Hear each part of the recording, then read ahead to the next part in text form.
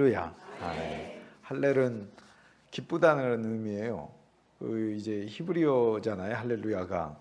사실 우리 그 믿는 아이들은 태어나면서부터 히브리어를 제일 먼저 배우는 것 같아요. 할렐루야를 배우니까. 할렐은 기쁘다라는 얘기고, 그 루라는 말은 너라는 말입니다. 그래서 대상이 있습니다. 할렐루야는 호공에다 하는 얘기가 아니고 대상을 두고 하는 얘기예요. 너라는 말이고 야는 여호와라는 말입니다. 그래서 너가 당신이 하나님을 찬송하세요라는 인사거든요.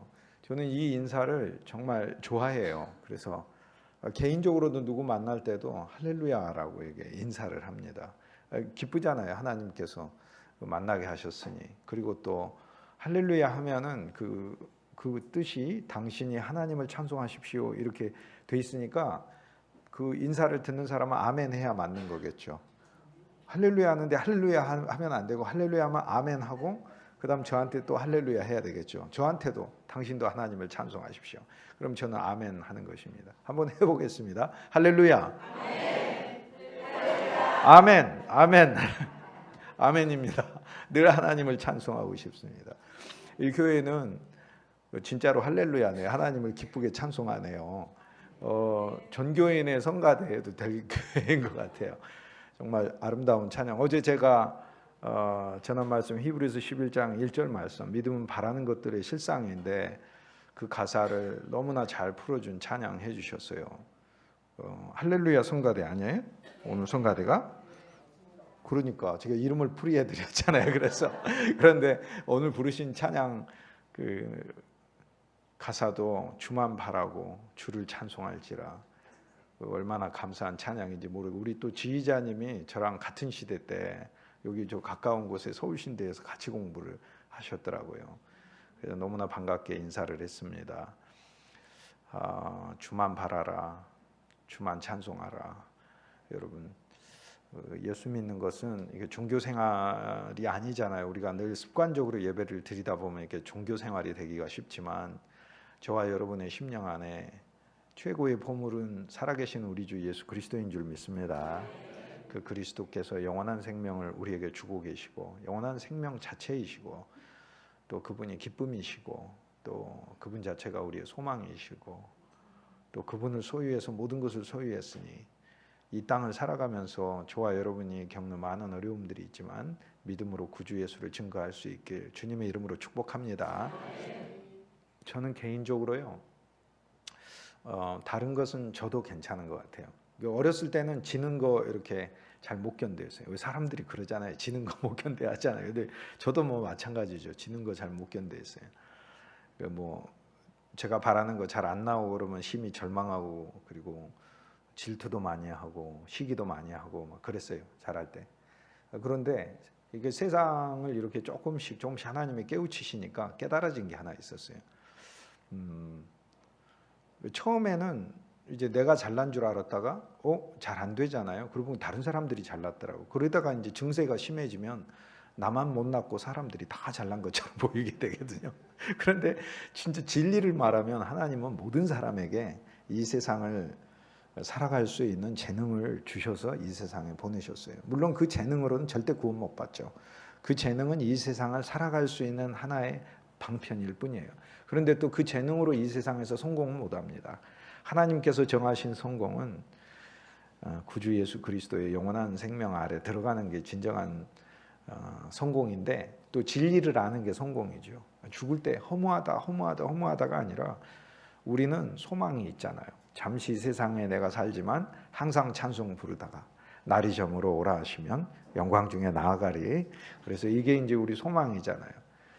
한 인생 살다가 가지만 주님을 알고 가고, 진리를 알고 가고, 인생의 목적을 알고 가고, 누가 나를 창조했는지 알고 가고, 우리의 결말이 어떻게 가는지도 알고 가니까 너무나 감사하고, 또 인생이 이렇게 하나님에 의해서 쓰임받아서, 여러분 모두가 주님에 의해서 쓰임받아서 가니 또 얼마나 감사해요. 주님 앞에서는 크고 작은 일이라는 것은 더 많이 섬기는 게 그게 큰일입니다. 더 많이 섬기는 게 큰일이지, 제가 예를 들어서 뭐 이름난 일들을 하는 분들을 많이 보잖아요. 그런데 그거 보면서 이제 섬김이 없으면 그건 큰일 아니에요. 주님의 눈에는 예수님이 2000년 전에 예루살렘 대제사장들이 이렇게 보시면서 대제사장 보고 너 큰일하고 있다, 주님 그렇게 말씀하지 않으셨어요. 사람 눈에는 예루살렘의 대제사장이 큰일이지만 주님 눈에는 나는 너희 중에 섬기는 자로 있느니라 이렇게 말씀하시면서 너희 중에 섬기는 자가 가장 큰 자 아니라 이렇게 말씀하셨기 때문에 이 세상에서 진정한 성공은 그리스도의 믿음을 가지고 섬기는 자가 되는 게 성공이겠죠. 그런데 세상 사람들은 인생의 목적을 모르고 또 우리 인생이 살다 가는 그 과정 속에서 예수 그리스도로 충만해야 되고 그리스도를 알아야 되고 그리스도의 진리를 배우고 가야 되고 이제 그 과정 속에 우리는 있으니까 행복한 거고 또 그러한 신앙의 여정 속에서 필요한 것들 하나님이 축복해 주시고 우리 개인에게도 하나님 복 주시고 자녀들에게도 복 주시고 또 이 세상 살아갈 때 필요한 것들도 풍성히 부어주시고 어떨 땐 또 고난을 통해서 나의 믿음을 연단시키시고 모든 게 다 살아있는 창조적인 과정이잖아요. 하나님 앞에 너무 감사하잖아요. 모든 사람에게 하나님께서 지혜와 재능을 주셨는데 근데 저는 지금에 이르러서는 정말 지기 싫어하는 것은 생겼어요. 저는 믿음에서 지기 싫어합니다. 이제는 옛날에는 믿음이 기준이 아니었어요. 그런데 저는 솔직히 저보다 어떤 사람이 믿음이 더 많은 것 같이 이렇게 그렇게 별로 느껴진 경우는 그렇게 많지는 않습니다. 있기는 한데 그런데 왜냐하면 믿음이란 거 내가 그 말씀에 기초한 것이지 내 감정에 기초한 게 아니거든요. 말씀에 있는 걸 다 믿으면 믿음이 제일 큰 거예요. 아브라함이 읽고 아브라함의 복까지 믿으면은 아브라함의 믿음이 있는 거고 아브라함 복 플러스 이삭의 복 플러스 야곱의 복까지 다 믿으면 그러면 아브라함과 이삭과 야곱의 믿음보다 더 큰 믿음이 내게 있는 거죠. 거기다 아브라함과 이삭과 야곱이 이 세상을 살면서 하나님과 동행하며 하나님의 친구로서 받을 복들을 많이 받았지만 아브라함과 이삭과 야곱이 경험하지도 못한 많은 복들을 나한테 주님께서 반드시 주실 줄 믿습니다라고 그렇게 생각을 한다면 그러면은 우리는 아브라함보다 훨씬 더 큰 믿음을 가진 거죠. 하나님이 아브라함에게 하늘의 별처럼 많은 자손을 주리라 이렇게 약속을 해서 아브라함 믿었다고 하잖아요. 창세기 15장 6절에 아브라함이 믿었다라고 얘기를 하는데 아브라함이 여호와 하나님께서 하늘의 별처럼 많은 자손을 주신다 약속하시고 야곱에게는 이 창세기 28장에 보면은 땅에 있는 먼지보다도 많은 자손을 주신다고 했어요. 하늘의 별은 빛나는 하나님의 영광과 신성과 생명을 가진 자손들이고 이 땅의 모래들은 집을 짓는 건축의 재료들이잖아요. 유용해요. 모래가 없으면 우리 집 못 짓습니다. 우리들 건물들. 그래서 한 면에서 이 세상에서 섬기게 하고 복되게 하는 자손이 된다고 약속하신 게 야곱에게 준 복이고 아브라함에게 준 복은 처음부터 우리는 하늘의 영원한 별과 같은 하나님의 거룩한 신성과 그분의 빛과 지혜와 의와 사랑과 긍휼이 충만한 존재가 된다라고 주님이 우리의 최종적인 위치를 딱 정해놓으시고 아브라함한테 축복하신 거죠. 근데 아브라함도 믿었고 그렇게 말을 할 때 믿었고 창세기 28장에 보니까 야곱도 믿었다 그 말이에요. 그런데 우리는 아브라함보다 믿음이 적어서는 안 되고 아브라함보다 더 믿음이 크면 돼요. 아브라함에게 하나님께서 하늘의 별 너의 자손이 하늘의 별과 같아지리라 이렇게 말씀하셨다면 우리는 우리의 자손들이 하늘의 별 플러스 바다의 모래 플러스 이 세상에 보이는 모든 존재 플러스 그거보다 더 많아질 것이다 라고 미리 믿으면 아브라함보다 훨씬 더 큰 믿음의 소유자가 되는 것이라니까요. 믿음에서 지지 말게 주님의 이름으로 축복합니다. 우리가 남과 다투다 보면 고집에서 고집 대결할 수도 있고 의견 대결할 수도 있고 누구 말이 맞냐 이렇게 내기해가지고 할 수도 있어요. 근데 제가 보면은 제가 이게 살아온 이렇게 인생에서 아니 나는 내가 그게 분명히 맞는 것 같은데 사람이 아니라고 그래요. 그래서 최근까지 이렇게 보면은 제 말이 맞은 경우가 굉장히 많았어요.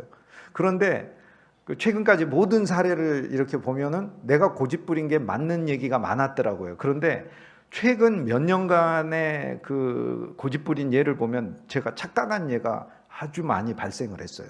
그래서 이제는 내가 고집을 부리면 안 되겠다는 생각을 했어요. 엉뚱한 거 가지고 기억도 잘못되고 생각도 잘못되고 경험도 잘못돼서 고집을 부리고 있더라고요. 남자는 고집을 많이 부립니다. 그리고 관념이 있어요. 그리고 세상에서 경험하다 보니까 그 경험 가지고 살려고 해요. 오직 의인은 고집으로 살리라가 아니라 오직 의인은 믿음으로 살리라. 여성분들은 감정의 병이 걸려가지고 너무 좋거나 너무 슬프거나 막 그러고 그래요. 그래서 감정으로 살아. 기분 좋으면 성가대하고 기분 안 좋으면 안 나와버려. 기분 안 좋으면 안 나와버리고 이러는 거예요. 이 교회가 그렇다는 게 아니고 다른 교회. 그래서 오직 의인이 감정으로 살리라 이렇게 되는 거예요. 믿음에서 지지 않길 주님의 이름으로 축복합니다. 누구랑 생활을 한다 하더라도 믿음에서 져서는 안 돼요. 정말로 그리스도인은 믿음에서 져서는 안 돼요. 특히 불신자들하고 함께 일을 하잖아요. 그럴 때 믿음에서 져서는 안 돼요. 내가 하나님을 진짜 신뢰한다는 그거 믿음에서 져서는 안 돼요. 똑같이 생활이 어려울 수 있어요. 그 사람과 나하고 같이 일하면서 그 사람도 그 급여 받고 나도 그 급여 받을 수도 있어요. 그 사람이 하는 일도 힘들고 내가 하는 일도 힘들 수 있어요. 그런데 그 사람은 한숨으로 산다면 나는 믿음으로 사는 거예요. 그 사람이 절망으로 산다면 나는 구주를 찬송하는 소망으로 우리 모두가 주님의 증거가 될 줄 믿습니다. 믿음에서는 절대 지면 안 돼요. 누구에게도 져서는 안 돼요. 장로님들끼리도 서로 믿음에서는 져서도 안 돼요. 어떤 분이 믿음이 더 많으면 그건 존경하고 좋아할 거지만 집에 와서 회개해야 돼요. 나도 믿음이 훨씬 더 믿음의 강력한 하나님의 사역자가 돼야 되겠다. 주의 일꾼이 돼야 되겠다. 찬송에서 지면 안 돼요. 저는 옛날에는 지기 싫어하는 게 세상 것이었는데 지금 그런 거 다 줘도 되더라고요. 왜냐하면 하나님이 부으시고 하나님이 뒤집어 엎으시면 말할 수 없는 복이 우리한테 쏟아지기 때문에 우리가 하는 경주는 이 세상 것에 대한 경주가 아니더라고요. 우리들의 싸울 것은 육체가 아니라고 했기 때문에 육체에 속한 것들 가지고 싸우는 게 우리 삶이 아닌 거예요. 그런데 찬송에서는 절대 안 줘요. 저는 제가 목소리를 더 크게 이렇게 한다는 뜻이 아니라 진짜 함께 찬송하면 그 찬송하는 시간에 하나님이 이렇게 봤을 때 네가 제일 찬송 열심히 진심으로 찬송한다. 이 주님의 평가, 이 칭찬이 나한테는 중요한 거예요. 그런데 찬송에서 지지 않는다는 거, 함께 찬양하는 성도들 간에도 지지 않는다는 것을 말하는 게 아니라 매일매일의 삶에서 우리가 어떤 경우에는 이게 눈물이 나오는 환경 속에 우리가 위치될 때도 있잖아요. 하지만 그럴 때도 눈물에 지지 않고 찬양을 하여 승리하여, 그래서 찬송에서 절대 지지 않는 성도가 되길 주님의 이름으로 축복합니다. 찬송에서 지지, 전도하는 일에 지지 마세요. 전도하는 일에 지지 말고. 그리스도인은 그런 걸로 지지 말아야지. 다른 거는 줘도 돼요. 의견이나 이런 거는 줘도 되더라고요. 하나님께서 하시는 일은 너무나 신비하셔가지고 결국에 그분은 그분의 역사를 이루어 가시니까 그걸 알면 오늘 우리가 어떤 믿음으로 살아야 하는가를 가르쳐 주는 거죠. 아름다운 찬양 너무나 감사하고 기도도 감사하고, 이 집회 때마다 더 기도를 훨씬 더 이렇게 풍성하게 하시는 분들로 이렇게 하나님께서 우리들로 하여금 그렇게 예배를 느끼게 하시는 것 같아요. 너무나 감사한 것 같아요. 어제 저녁에 기도에 깜짝 놀랐는데 집회 때마다 그런 것 같아요. 신앙의 연륜이 깊게 배어있는 교회구나 이렇게 생각하니까 얼마나 하나님 앞에 감사한지 모르겠어요. 예수 믿는 게 우리가 생각한 것 이상이죠. 진짜로 우리가 생각한 것 이상이에요. 예수 믿는 건 어쨌든 하나님을 신뢰하고 하나님을 찬송하는 것인데, 믿음과 찬송에서 어떤 그리스도의 성도들보다도 저와 여러분이 주님 앞에서 이 일이 가장 우선적인 과제가 되길 주의 이름으로 축복합니다.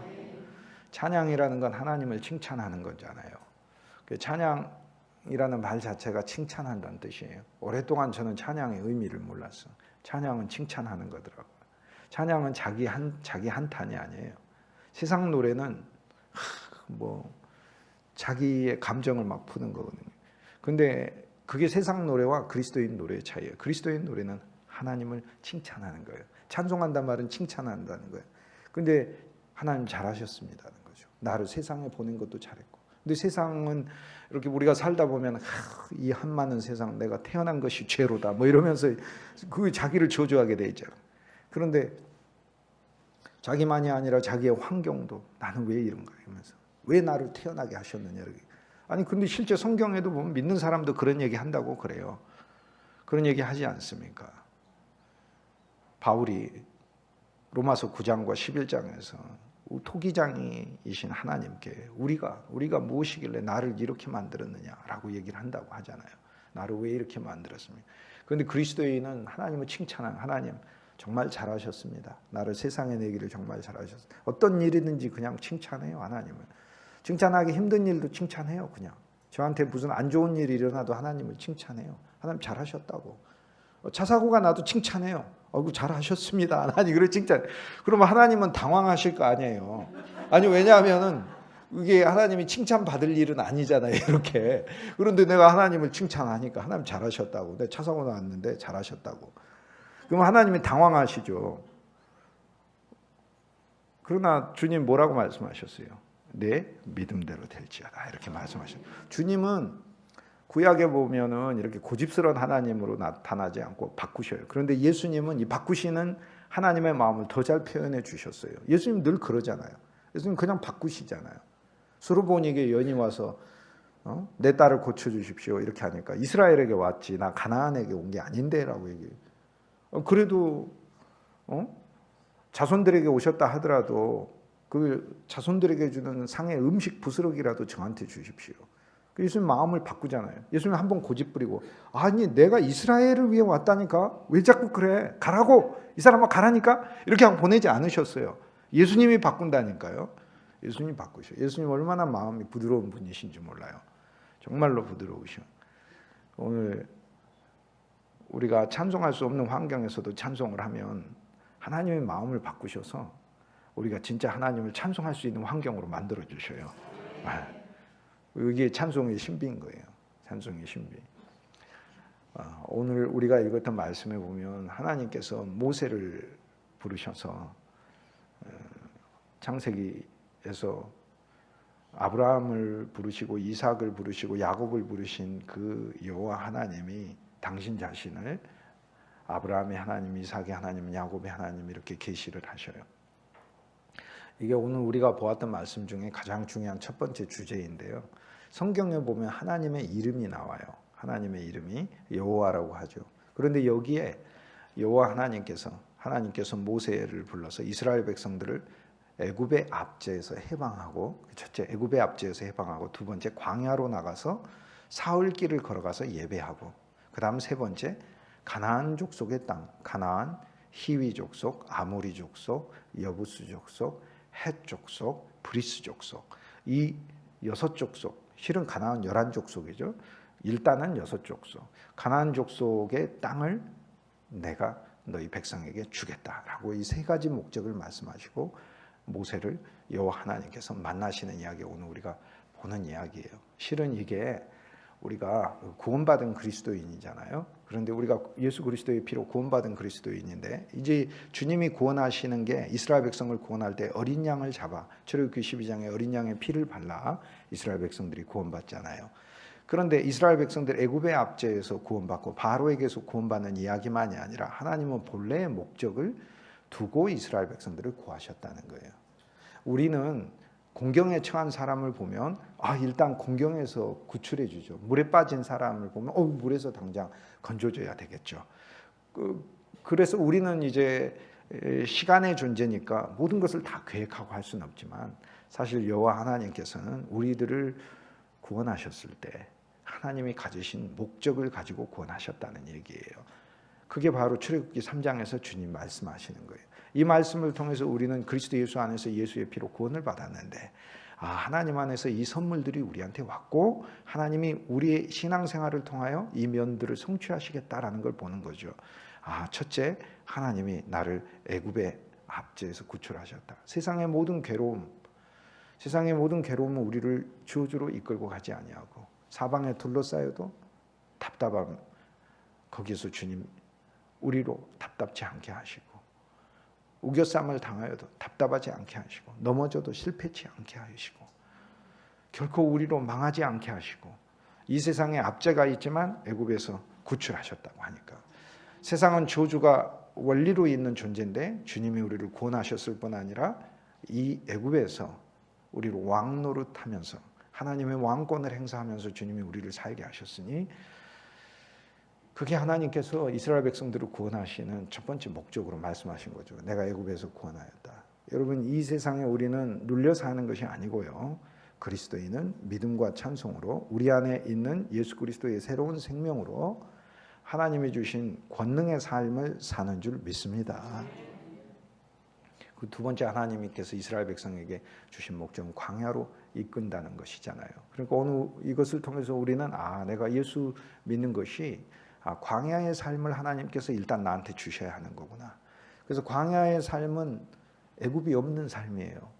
그래서 세상에 전에 좋아하던 것들을 좋아하지 않고 하나님 안에 있는 것들을 좋아하면서 가는 삶이고, 애굽의 삶은 애굽에서 중요한 업적을 이루기 위해서 사는 삶이지만 광야의 삶은 그냥 예배하는 삶이고 하나님 인도하는 삶이에요. 그래서 실은 그 다음부터는, 우리가 구원받은 다음부터는 어떤 일이든지 하나님께 맡기고 우리가 사는 것이죠. 또 하나님의 인도하시는 것을 하나님께 순종하고 하나님의 뜻에 복종하며 사는 것이지요. 그래서 광야의 삶에서는 하나님과 더 코드가 맞춰지고 하나님께 우리 마음과 생각이 더 가게 되는 게 광야의 삶이죠. 광야에 가서 예배하리라. 그런데 그뿐 아니라 하나님께서 이스라엘 백성들에게 땅을 주시겠다고 하셨으니 약속의 땅으로 이끄시잖아요. 여호와 하나님은 이스라엘 백성들에게 여기서 모세를 통하여 이름을 주시는데요. 나는 스스로 있는 자다라고 이렇게 말씀하셨고, 이름을 두 개를 주셔요. 나는 스스로 있는 자다. 그런데 여호와예요. 원문에 보면 여호와라는 이름을 우리가 알잖아요. 그러니까 여호와다 이렇게 말씀하셨어요. 나는 여호와다. 그런데 내 이름은 여호와야, 이것만 말씀하신 게 아니에요. 모세가 제가 가서 이스라엘 백성들에게 어떤 신이 보냈다고 그렇게 얘기하면 도대체 무슨 신이 보냈는지 모를 텐데 그 신의 이름이 있습니까? 라고 얘기하죠. 이름은요, 인격입니다. 우리가 어떤 사람을 만났을 때 그 사람의 이름을 묻잖아요. 그 사람의 인격을 묻는 것이죠. 여호와 하나님께서 자기의 이름을 우리에게 계시하시면서, 이제 하나님은 사람이 아니게 인격이 아니고 신격이겠죠. 오늘 우리에게 존재와 존재로 만나신다는 걸 얘기하고 이름을 여호와다 이렇게 말씀하시고, 첫째 이름은 여호와다. 여호와예요. 원문은 그대로 보면 여호와. 우리말에선 스스로 있는 자다. 두 번째 이름은 아브라함의 하나님, 이삭의 하나님, 야곱의 하나님이다 라고 얘기를 하는 것입니다. 근데 이것이 이제 오늘 저녁에 제가 전하고 싶은 핵심 주제 중에 하나인데요. 하나님의 이름이요, 창세기 14장에 그 수식어로 된 이름으로 처음 나와요. 뭐라고 나오냐면 지극히 높으신 하나님이라고 나와요. 아브라함이 조카 롯을 구출하고 왔을 때 멜기세덱을 만나요. 근데 멜기세덱이 아브라함에게 하나님의 이름을 하나 가르쳐줘요. 지극히 높으신 하나님. 엘리온이라는 거거든요. 지극히 높으신 하나님. 얼마나 좋은 이름이에요. 지극히 높으신 하나님. 그 다음에 하나님이 당신의 이름을 또 계시하셔요. 창세기 17장에 나는 전능한 하나님이다 라고 직접 얘기를 해요. 이건 원문에 보면 엘샤다이라고 그래요. 들어보셨을 거예요. 무슨 찬양 제목에도 엘샤다이가 있으니까 나는 엘샤다이다. 근데 전능한 하나님이니까 원래 이제 원문에는 모든 것을 공급하시는 가슴의 하나님이라는 뜻이에요. 따뜻한 하나님. 그러니까 이제 그냥 모든 능력을 행한다는 뜻만이 아니고 이 능력을 내가 너를 위해서 행한다라는 의미인 거예요. 엘샤다이가. 근데 여호와의 이름들이 그 뒤로도 계속 나와요. 엘올람이라고 영원하신 하나님도 있어요. 근데 오늘 우리가 알고 있는 하나님의 이름들이 있잖아요. 이 이름들은 어울려요. 예를 들면 전능의 하나님, 전능도 어울리고 하나님도 어울려요. 또 영원하신 하나님, 그러면 영원도 어울리고 하나님도 어울려. 우리가 기도를 할 때 무소부재하신 하나님, 앞에 무소부재도 하나님과 이름이 어울리잖아요. 그런데 출애굽기 3장에 이건 처음으로 하나님께서 이스라엘 백성들에게 공식적으로 선언을 하셔요. 뭐라고 말씀하시냐면 나는 아브라함의 하나님, 이삭의 하나님, 야곱의 하나님이래요. 근데 이게 왜 얼마나 엄청난 이름이며 이게 얼마나 안 어울리는 이름이냐면 앞에 아브라함과 뒤에 하나님은 안 어울리기 때문에 그래요. 전능의 하나님은 어울리잖아요. 전능이고 하나님이니까. 영원의 하나님도 어울리잖아요. 영원이고 하나님이니까. 사랑의 하나님도 어울리잖아요. 사랑이고 하나님이니까. 그런데 아브라함의 하나님이 어떻게 어울립니까? 앞뒤가. 그런데 하나님이 이스라엘 백성에게 영원히 기억할 나의 이름은 아브라함의 하나님, 이삭의 하나님, 야곱의 하나님이라고 말씀하셨어요. 영원히 기억할 이름이 아브라함의 하나님, 이삭의 하나님, 야곱의 하나님. 이게 무슨 말일까요? 하나님은요, 전능하신 하나님으로 불려지는 것보다 믿는 자의 하나님, 믿는 자 그 사람의 하나님으로 불려지는 걸 더 기뻐하신다는 거예요. 여러분, 하나님이 하늘에 계신 하나님, 전능하신 하나님, 영원하신 하나님, 구원하시는 하나님, 그런 정도 하나님으로 믿지 말고요, 바로 여러분의 하나님으로 믿으시길 주님의 이름으로 축복합니다. 나의 하나님이라는 거예요. 세상의 사람들에 대하여 하나님은 이렇게 말씀하셔요. 세상 사람들에 대해 나는 전능한 하나님이다. 나는 영원한 하나님이다. 나는 심판의 하나님이다. 나는 무소부재한 하나님이다. 세상 사람들에 대해서는 그러셔요.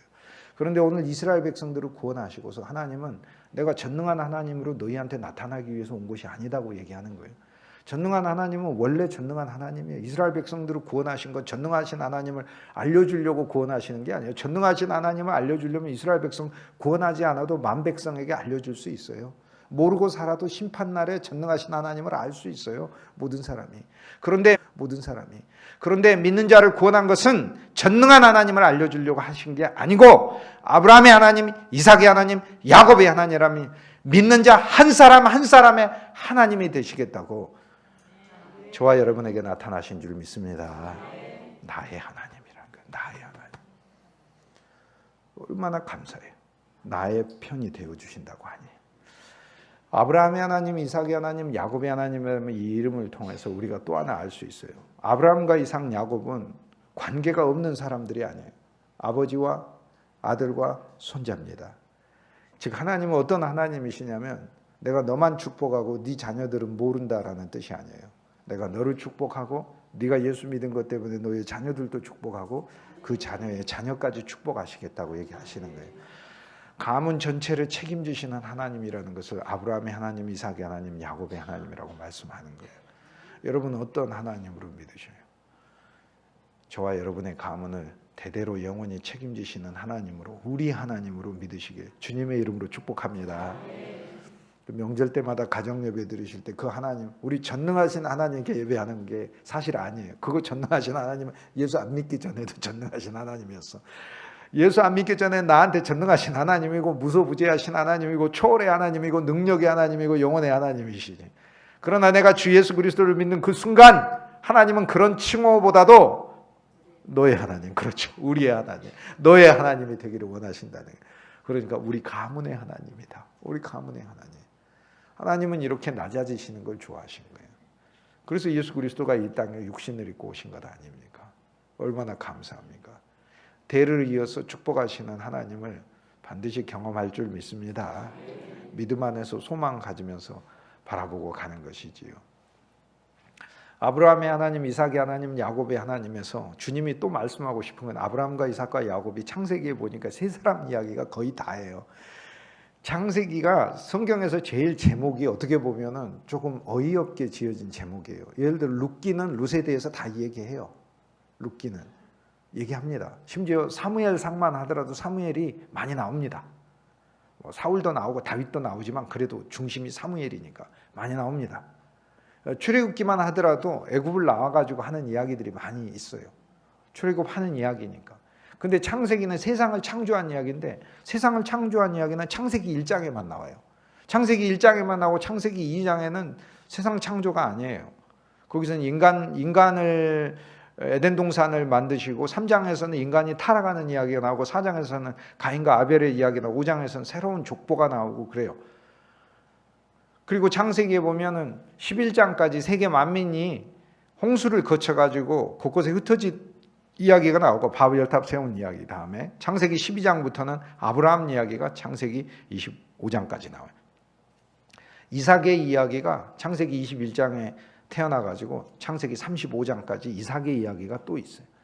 야곱의 이야기가 창세기 25장에 야곱이 태어나서 창세기 50장까지 야곱이, 쉽게 얘기해서 창세기는 12장부터 50장까지 아브라함과 이삭과 야곱의 이야기예요. 세 사람의 이야기라니까요. 그런데 창세기라고 우리가 불러요.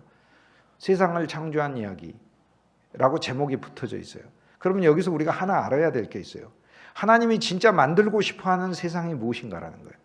하나님이 만들고 싶어하는 세상은 자연이 아닙니다. 우주가 아닙니다. 그건 창세기 1장에 그냥 하나님께서 말씀하심에 그냥 끝났어요. 빛이 있으라 하심에 빛이 있었고 궁창이 만들어져라 하심에 궁창이 있었고 땅에 물들이 모여서 땅을 드러내라 하심에 땅이 있었고 각종 심에는 채소와 과수의 나무들을 내라 하며 냈고 작은 광명 큰 광명 있으라 하며 있었어요. 그냥 그렇게 된 거예요. 그런데 그건 창세기 1장에 불과해요. 그렇다면 창세기의 제목이 창세기인 건 하나님이 진짜 창조하고 싶은 것은 믿음의 사람들을 창조하고 싶다는 것을 하나님 말씀하고 계는 거죠. 믿음의 사람들. 그럼 어떤 믿음의 사람들? 하나님 여기 말씀하시잖아요. 이스라엘 백성들을 구원해내고 애굽이 너희를 압제했지. 내가 너희를 구원했어 라고 말씀하시며, 그런데 나는 진실로 아브라함의 하나님, 이삭의 하나님, 야곱의 하나님이다. 너희 한 사람 한 사람이 아브라함과 이삭과 야곱으로 나를 만나게 될 것이고, 아브라함과 이삭과 야곱이 나를 믿었던 것처럼 너희들이 나를 신뢰할 것이고, 그게 내가 원하는 바고, 그들이 믿음을 통하여 나 여호와로부터 아브라함의 복과 이삭의 복과 야곱의 복을 받았던 것처럼 내가 너희 한 사람 한 사람을 아브라함과 이삭과 야곱의 복으로 충만하게 하리라. 이게 여호와 하나님께서 이스라엘 백성들에게 주신 말씀인데, 오늘 이 말씀을 통하여 저와 여러분이 이 복에 들어간 줄 믿습니다. 그 얼마나 하나님은 감사한 말씀이에요. 저 높이 계신 하나님이 우리 개인과 우리 개인 가문의 하나님, 그걸 되기를 원하시니, 아브라함의 하나님, 이삭의 하나님, 야곱의 하나님을 통하여 하나님 진짜 말씀하시고 싶어 하시는 것은, 오늘 우리가 아브라함의 믿음을 가지고 세상을 살기를 원하시고, 이삭의 믿음을 가지고 세상을 살기를 원하고, 야곱의 믿음을 가지고 세상을 살기를 원한다라는 말씀이신 거예요. 나는 그런 사람들의 하나님이다라고 얘기하셔요. 아니, 이 우주를 만드신 하나님이 이 세 사람의 이름의 하나님으로 영원히 기록되고 기억되겠다고 말씀하시잖아요. 이거 기록되었고 우리한테 왔고, 그리고 그렇게 불려주시겠다고 하나님 말씀하시잖아요. 얼마나 감사해요. 그런데 이것은 제가 수차 말씀드렸지만 하나님은 오늘 우리들에게 아브라함과 이삭과 야곱을 자랑하시기 위해서가 아니라니까요. 히브리서 11장은 뭐라고 얘기해요? 선진들이 이로써 증거를 얻었느니라. 증거라는 말이에요. 여러분, 증거는 무슨 사건을 나타내는 것을 말합니다. 예를 들어서 여기 컵에 물이 담겨 있는데, 제가 마시기 위해서 이제 아주 아름다운 봉사로 이렇게 왔죠. 그런데 어떤 큰 사건이 일어났어. 그런데 이 컵이 증거야. 여기에 무슨 저의 지문도 들어있고 뭐 유전자도 들어있다, 그렇다고 해봐. 그러면 그때부터는요, 이 컵은 일반적인 컵의 기능을 놓게 됩니다. 증거로서 쓰이게 됩니다. 증거는요, 건들면 안 됩니다. 그리고 증거는 무엇을 나타내는 겁니다. 증거는 반드시 뭘 나타내요? 어제 제가 말씀드렸잖아요. 친구랑 둘이 앉아있다고 혼자서 몰래 케이크 먹어버려서 입에 여기 크림이 묻어있으면 이거 혼자서 먹은 증거라니까. 그래서 이것은 무엇을 나타낸다고요. 반드시 증거는 무엇을 나타내요. 아브라함과 이삭과 야곱의 이야기, 선진들이 이로써 증거를 얻었느니라 라고 얘기하는 건, 하나님께서 그들의 믿음은 누군가에게 보여주기 위한 증거라는 거예요. 그 이야기는 그것이 증거로서 실제 나타나야 될 어떤 사람들에 대하여 하나님이 단순히 사례로 사용하신다는 것일 뿐이고, 실제 하나님께서 원하시는 바는 증거의 사람들이 아니라 증거를 믿고 증거를 따라가고 증거에 의해서 나타나는 사람들이라는 거죠. 그게 더 중요하다는 거죠. 아브라함과 이삭과 야곱은 증거에 사용된 사람인 것이고, 아브라함과 이삭과 야곱은 하나님의 축복과 믿음의 증거일 뿐이고, 증거를 통해서 하나님이 진짜 얻고자 하는 것은 아브라함과 이삭과 야곱이 아니라고요. 아브라함과 이삭과 야곱이 증거라는 말은 아브라함과 이삭과 야곱을 통하여 하나님은 진짜 누군가를 얻고 싶다는 거예요. 그게 저와 여러분인 줄 믿습니다. 이 성경 말씀은 그러니까 우리를 위해서 있는 것이죠. 진짜 우리를 위해서 있는 것이죠. 그게 증거의 삶이다 라고 얘기하는, 나와 여러분이 예를 들어서 복음을 증거했어요. 그러면 복음을 증거하면, 우리가 증거하는 그 순간 우리의 복음은 내 복음이 증거받는 그 대상을 위한 것이고, 그때부터 하나님은 나를 증거자로 사용하셔서 진짜 하나님의 마음에, 또 내 마음에 하나님이 얻고자 하는 저 사람, 바로 우리 가족이든지 우리 친지이든지 아는 사람이든지 모르는 사람이든지 그 사람이 대상이 되는 것이다, 그 얘기예요.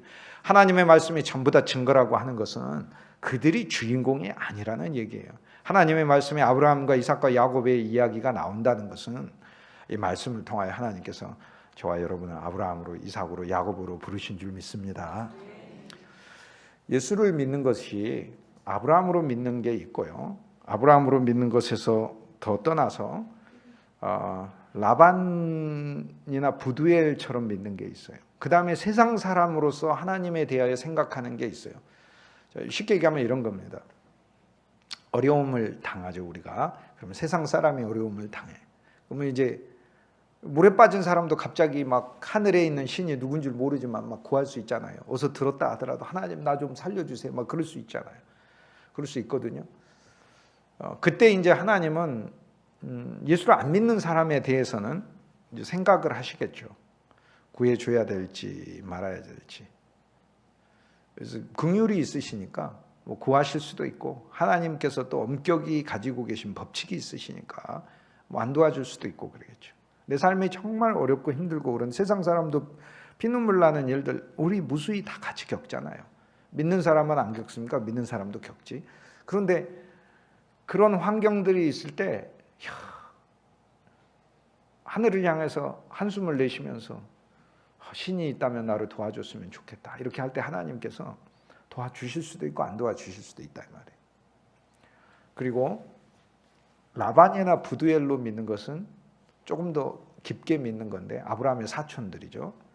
그렇게 믿는 것은 이렇게 믿는 거예요. 어려움이 있으면 하나님께 구해요.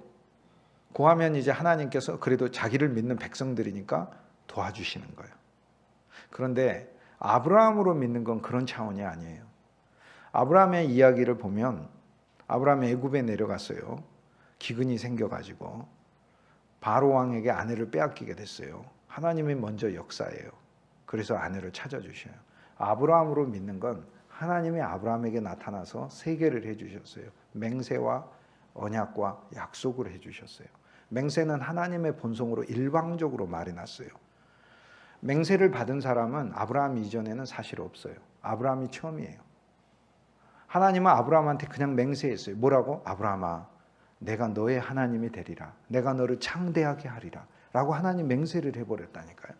그래서 아브라함은 삶이 다른 사람하고 달라요. 하나님의 맹세를 가진 사람이에요. 하나님의 맹세를 가진 사람. 그 다음 하나님의 언약을 가진 사람이에요. 하나님은 언약이라는 것을 창세기 15장에 아브라함과 이렇게 수립을 해요. 그 법적으로 수립을 해요. 법적으로. 그래서 하나님은 법적으로 아브라함을 도와줘야 돼요. 이 세상 사람들이 곤란하고 힘들 때 하나님께 구하죠.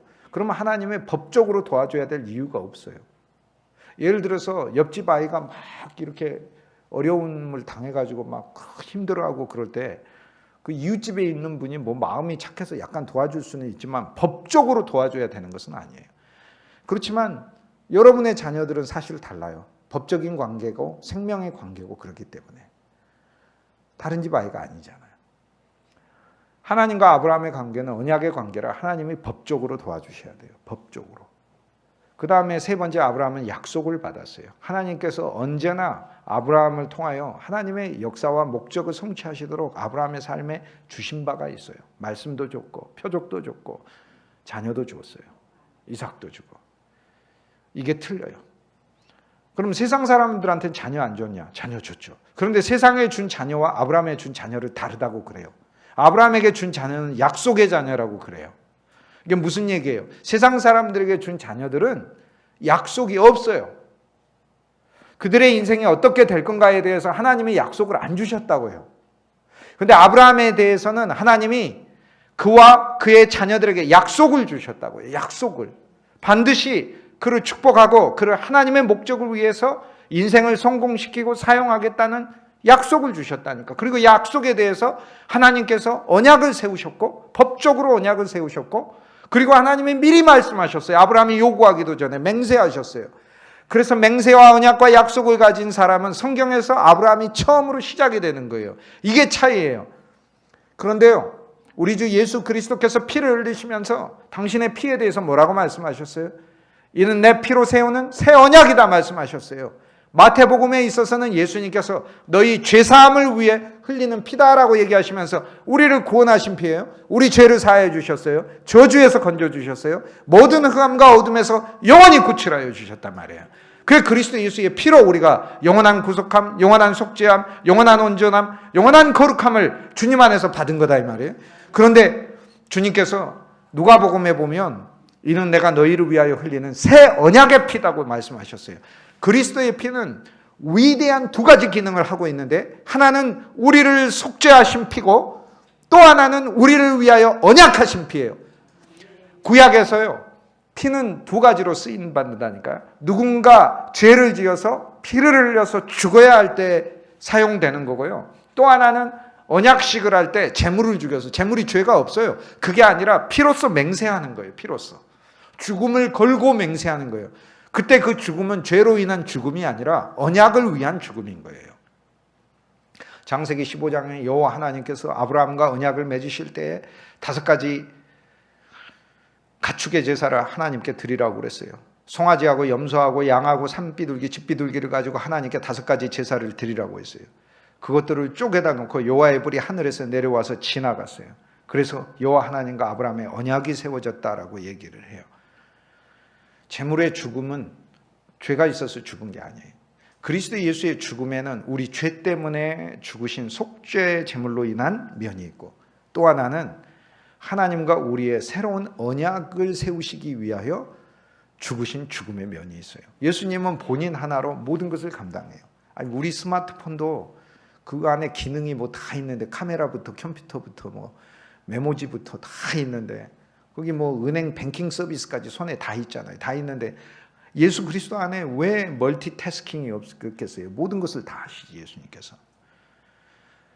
예수 그리스도의 피로 우리는 하나님의 새로운 언약에 들어와서 이제 인생이 아브라함으로 사는 인생이 된 줄 믿습니다. 그래서 하나님이 어떻게 하시겠어요? 먼저 개입하세요. 우리의 삶에. 예수 그리스도를 믿었다는 이유만으로. 그런데 이제 우리가 이렇게 생각해 볼 수 있잖아요. 나는 그렇게 예수님에 대해서 미처 몰랐는데, 예수님이 그렇게 나에게 대해 주실 줄을 미처 몰랐는데 라고 우리가 생각할 수 있잖아요. 예수님이 나를 위해서 죽어주신 것은 그것은 내가 많이 들어서 아는데, 예수님의 피가 새로운 언약의 피여 가지고 내 인생과 내 가문과 내 후손 대대로 예수님과 내가 그분의 새로운 언약, 그 아브라함과 이삭과 야곱에게 맺었던 그 언약보다도 훨씬 더 몇백 배, 몇천 배 비교할 수 없을 만큼 풍성한 내용이 들어있지 않겠습니까? 그런 언약으로 예수님께서 나를 위해서 죽으셨다는 사실은 나는 몰랐는데, 그리고 나는 그 언약을 몰랐는데 이렇게 말을 할 수 있지만, 언약은 법적인 거지 않습니까? 근데 우리가 이 법적인 절차를 안 했는데라고 얘기할 수 있는데 실은 했어요. 언제 했냐면 이런 거하고 같아요. 여러분, 물건 사실 때 은행 가가지고 이렇게 계좌를 열 때 무슨 서명을 그렇게 많이 하라고 하는지 모르겠어. 서명을 한 몇십 개 하는 것 같아요. 통장 하나 만드는데. 근데 다 읽어보시나요? 안 읽어보잖아요. 그 누구 읽어본 사람이 누가 있어? 그냥 여기 체크체크해서 서명을 이거 하는 거지. 사실 진짜 자세히 읽어야 될 거는 부동산 계약서는 자세히 읽어봐야죠. 그거는 큰일 날 수 있으니까 부동산 계약서는 한자 한자 다 읽어봐야죠. 그러나 일반적으로 우리가 신뢰가 가는 사람들, 예를 들어서 또 크게 데미지가 올 것 같지 않은 일들, 나한테 그래도 좋은 것이 많이 있을 것 같은 거는 자세히 안 읽어보고 그냥 서명을 한다 그 말이에요. 뭔 내용이 있는지도 모르고 서명을 해요. 우리가요, 처음에 예수 그리스도를 믿었을 때요, 우리가 주 예수님, 내가 주님을 영접합니다라고 고백하잖아요. 그게 우리가 서명한 거예요. 서명한 거라니까요. 서명했는데 거기에요, 우리도 모르게 밑에 어마어마한 내용들이 적어져 있었어. 예수님하고 우리하고. 그러니까 우리는 첫 장에만 서명한 거야. 뒤에 장을 안 읽고. 근데 뒤에 장에 뭐라고 나오냐면 이러고 나와 있어요. 내가 너를 축복하고, 내가 너를 인도하고, 내가 너를 창대하게 하고, 내가 너의 자손을 대대로 축복하고 영원히 축복하리라, 이렇게 돼 있어요. 무슨 환난과 시험이 있든지 내가 먼저 개입하고, 내가 너를 아브라함으로 대하고, 내가 너를 이삭으로 대하고, 내가 너를 야곱으로 대하고, 거기 다 적어져 있어요. 진짜 좋으신 예수 그리스도예요. 그래서 아브라함으로 믿는다는 건 진짜 하나님과 나는, 하나님에는 맹세한 인생이다. 하나님께서 나에게 대하여 법적으로 언약하신 인생이다. 축복하시고 하나님의 목적을 위하여 사용하시겠다고 하나님 맹세하신 인생이다. 그리고 이미 하나님께서 나에게 주신 약속이 있다. 우리 안에 예수 그리스도가 있고 성령이 있고 하나님이 우리의 삶에 구체적으로 주신 열매가 있다. 이 모든 것들을 하나님 안에서 확신하고 가는 승리의 인생인 줄 믿습니다. 그래서 하나님께서 아브라함의 하나님, 이삭의 하나님, 야곱의 하나님이다 이렇게 말씀하신 거예요. 이삭의 하나님은, 아브라함의 하나님이 축복의 하나님이라면 이삭의 하나님은 창세기에 보니까 이삭의 삶에 굉장히 중요한 사건이 일어났어요. 어떤 사람도 체험하지 못한 걸 이삭은 체험했어요. 모리아 산에 올라갔다가 왔어요. 죽을 뻔하다가 살아났는데 성경은 이것을 죽었다가 살아났다고 히브리서 11장에서 이야기를 해요. 그것은 죽었다가 산 것과 같은 것이다라고 얘기해요. 저와 여러분이 이렇게 살다가 죽을 뻔하다가 살아난 적이 있죠. 그죠? 죽을 뻔하다가. 그건 죽었다가 살아난 것이다라고 주님 앞에서 우리가 생각을 해야 돼요. 병 때문에든 사고 때문에든 무엇이든. 아니면 잠깐의 그 위험에 죽을 뻔하다가 살아. 그건 그 순간 하나님이 새롭게 부활을 주신 거예요. 이삭은 믿음의 조상들 중에서 죽음을 통과한 사람이에요. 그런데 이 세상에 죽을 뻔하다가 살아난 사람은 세상 사람들 많이 있어요. 예수 안 믿는 사람도 죽을 뻔하다가 살아난 사람들 많이 있어요. 그래서 단순히 죽을 뻔하다가 살아난 체험을 말하는 게 이삭의 삶이 아니고요. 이삭은 어디에서 죽을 뻔하다가 살아났냐면 하나님의 번제단에 자신이 올라가서 죽을 뻔하다가 살아난 게 아니고 양이 이삭을 대신하여 죽었기 때문에 이삭이 죽은 거예요. 그래서 이삭은 믿음의 조상 중에서 어느 누구도 체험하지 못한 걸 체험했어요. 하나님의 제단에 자기가 올려지고 그 제단에서 자기의 죽음을 발견하고 어린 양이 자기와 함께 죽었고, 그리고 제단에서 내려오면서 그 산에서 내려오면서 하나님의 새로운 사람으로 살게 되는 그 존재가 바뀐 것을 보게 돼요. 이 사건이 창세기 22장에 나오는데요. 하나님이 이런 말씀을 하셔요. 아브라함에게 이삭을 데리고 가서 제단에 올리라고 할 때는 너의 아들을 데리고 올라가라고 말씀하셔요. 그런데 이삭이 제단에 올라간 다음부터는 아브라함의 아들이 첫 번째 그의 존재의 명칭이 되지 않습니다. 그 다음부터는 하나님의 아들이 돼요. 하나님의 아들이 되고 그의 아들이라고 하나님 부릅니다. 그분의 아들이라고 성경이 말씀하셔요. 그 아이라고 너의 아이라고 말씀하지 않으셔요. 많은 그리스도인들이 아브라함의 복에 멈춰 있어요. 아무리 믿음이 좋아도 아브라함의 복에 멈춰 있다면 오늘 주님이 우리를 구원하셨잖아요. 출애굽기 3장에 모세를 부르셔서 이스라엘 백성을 구원하신 이야기는 그리스도 예수 안에서 우리를 어린 양의 피로, 어린 양이신 그리스도 예수 피로 우리를 구원하신다는 것을 말씀하시고 그 구원의 사건을 통하여 하나님의 뜻을 우리에게 계시하시는데 아브라함의 하나님으로 우리를 영원히 축복하시기 위해서 우리의 삶을 맹세해 놓은 삶인 거예요. 결코 멸망당하지 않고 법적으로 하나님이 지키시는 삶이에요. 그리고 하나님의 축복의 약속이 이미 주어진 삶이죠. 그런데 하나님은 이삭의 하나님이다 이렇게 말씀하시는 거예요. 모든 그리스도인들이 십자가를 지기를 원하시고 십자가에서 자기 옛사람이 죽은 것을 보기를 주님 원하시는 거예요. 그리스도의 십자가는 복음서에 보면은 신약에 보면은 오늘 우리들에게 복음서에서 그리스도가 죽으시고 로마서에서 보면 우리 옛사람이 로마서 6장에 보면 옛사람이 그리스도와 함께 죽었다고 그래요. 자기를 죽이기 위해서 노력하는 게 아니고 그리스도 안에서 이미 옛사람이 죽었다는 거예요. 이 믿음이 있어야 돼요. 많은 그리스도인들이 자기를 보면서 자기 옛사람이 죽은 거를 믿지 못하고 있어요. 그런데 저와 여러분의 믿음이 더 나아가서 우리 옛사람이 그리스도의 십자가에서 함께 못 박혔음을 볼 수 있길 주의 이름으로 축복합니다. 십자가의 경험은 자기를 부인하는 삶이라고 했으니 내가 부인되는 환경이 될수록 감사하면 돼요. 전에는 이게 진리가 짧고 지금도 이제 미성숙한 부분이 많기는 하지만 남이 나를 알아주지 않으면 힘이 괴롭고 화가 나고 그랬어요. 근데 그리스도와 함께 죽었잖아요. 우리는 우리를 인정받기 위해서 이게 살면서 그러한 동기가 우리를 발전시키기도 하고 했지만 그리스도인의 삶은 사람에게 인정받는 게 목표가 아니잖아요. 또 하나님께 인정받고 하는 그런 정도의 차원도 사실 아닌 거예요. 그리스도 안에서 우리 옛사람이 죽었고 우리 안에 그리스도만 사시기 때문에 내 안에 그리스도가 살고 비록 내가 이 육체를 가지고 살지만 그리스도가 내 안에 사셔서 주님이 나의 모든 옛사람을 끝내셨다. 그래서 자기 자아를 부인하고 주님을 긍정하고 반대하면 되죠. 주님을 긍정하면 자기를 부인한 것이죠. 이건 나 때문에 되었다가 아니라 주님 때문에 되었다. 이게 자기를 부인하는 것이지요. 하나님께 먼저 영광을 돌리는 것이지요. 때로는 자기가 인정받지 못할 때 주님이 나를 부인할 수 있는 기회를 주시는구나 라고 생각하고 감사하면 되는 거죠.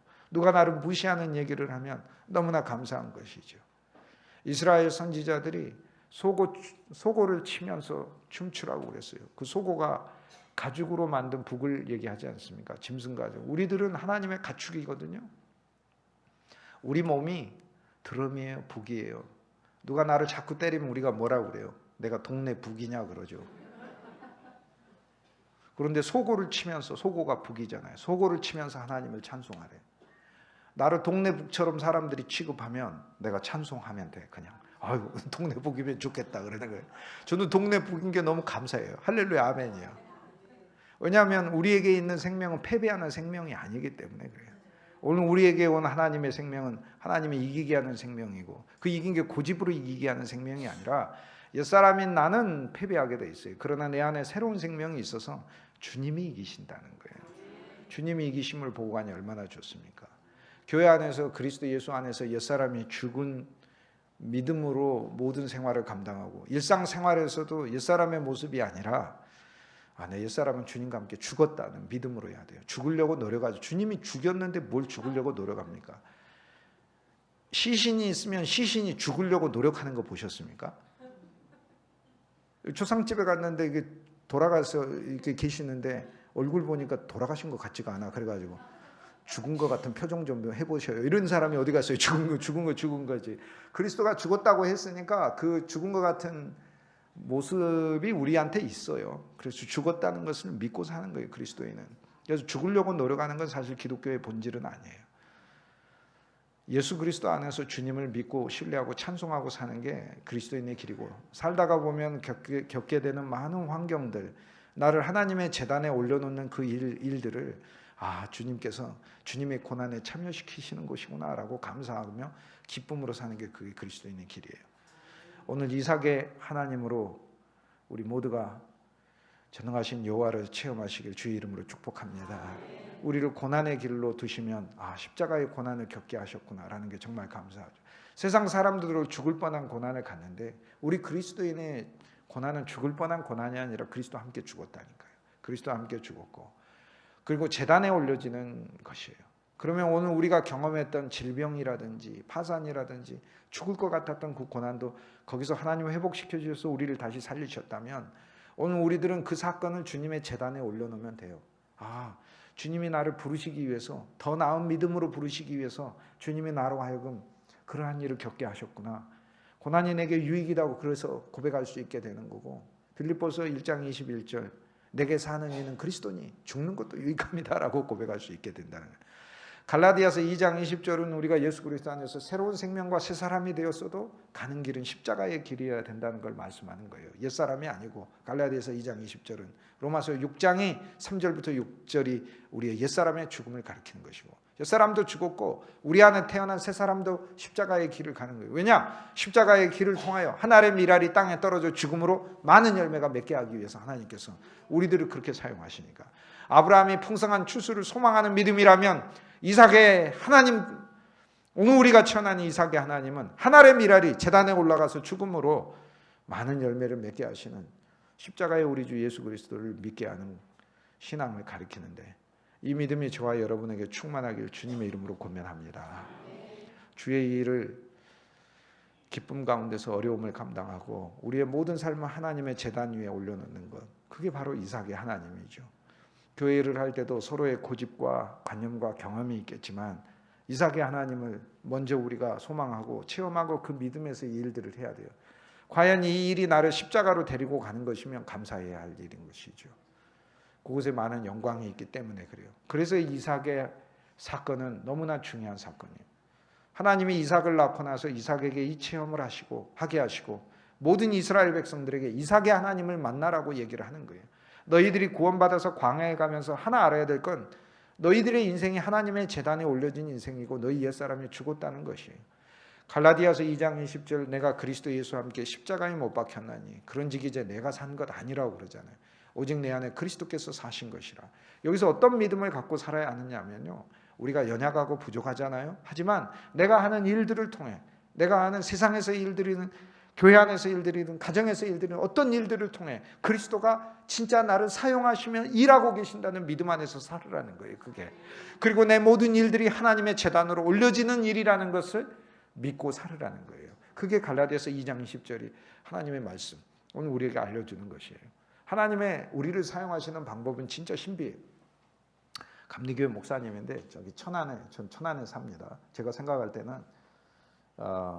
천안이 제일 좋은 것 같아요. 저는 어디든지 제가 연관된 거를 제일 좋아하고 제일 좋다고 얘기를 해요. 그 다음으로 좋은 곳이 인천이 아닌가 이렇게 생각을 하게 돼요. 천안이 더 좋아요. 훨씬 더 좋은 것 같아요. 천안이. 거기는 안 복잡해요. 여기처럼 막 많이 차도 많고 그러지도 않고 신호가 뭐 100m마다 하나씩 있어. 얼마나 어쨌든 천안이 좋아요. 천안.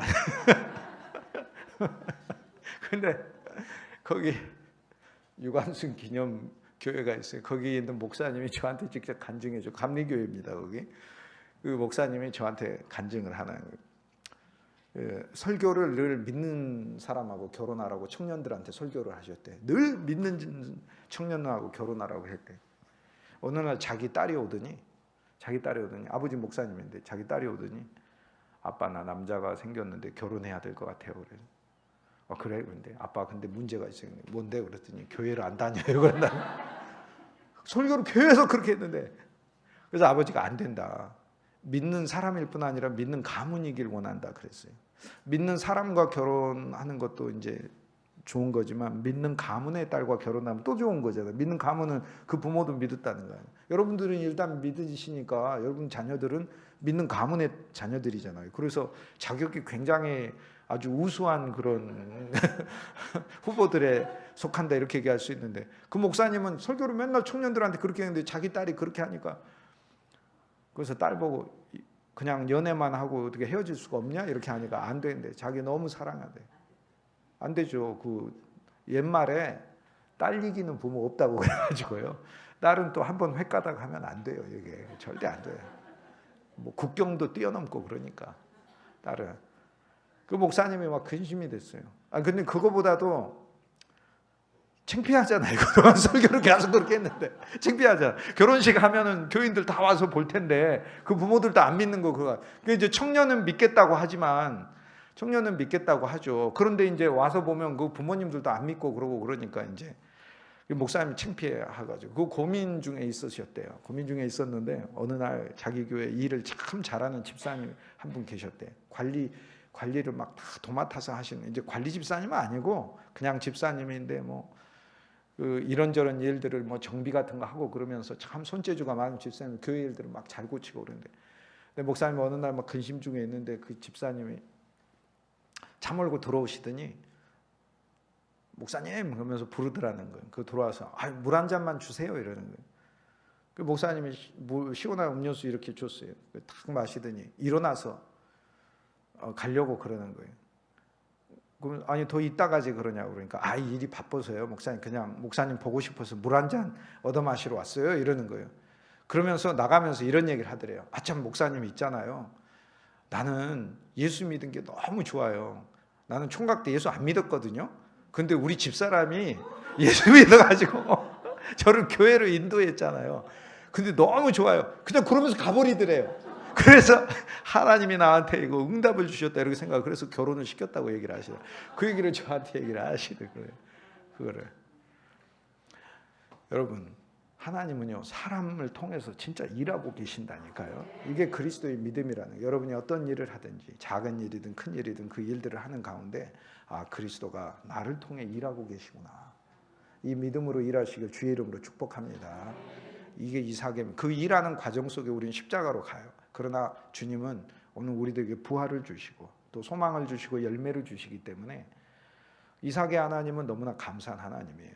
많은 그리스도인들이 하나님 안에서 축복을 갈망하면서 살지만 신앙생활이란 건 진짜 이삭의 하나님을 체험하기 위해서 사는 거예요.